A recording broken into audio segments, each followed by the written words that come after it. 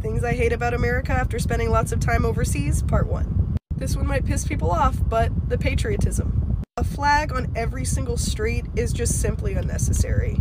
American flag hats, the American apparel, it's everything. You know what I'm talking about. We push this American agenda on everyone who lives here so hard, and when we go to other countries, it's just not pushed that hard. When you go other countries, they rep their country without being literally annoying about it.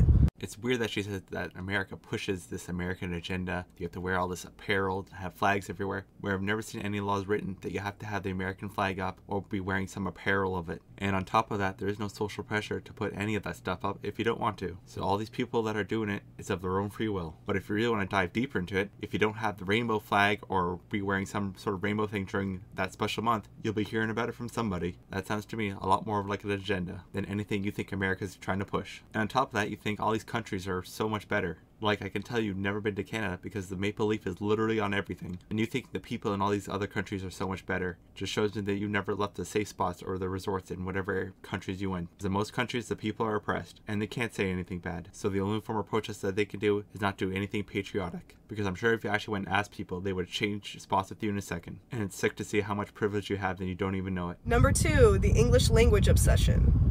Yes, I'm not an idiot. I know that English is the language of America. But at the same time, don't you think it's a problem that almost 80% of America, of our country, literally only speaks English? Because if you don't think that's a problem, then you've never left America. Because I can tell you right now that it is very much a problem. At the bare minimum, we should be taught on a much higher level at least 1 or 2 other languages, and we're just simply not, and then we get upset with tourists when they don't speak perfect English when they come here. And it's just out of control because we as Americans, when we go to other countries, what language do we expect them to speak? Always English. Always.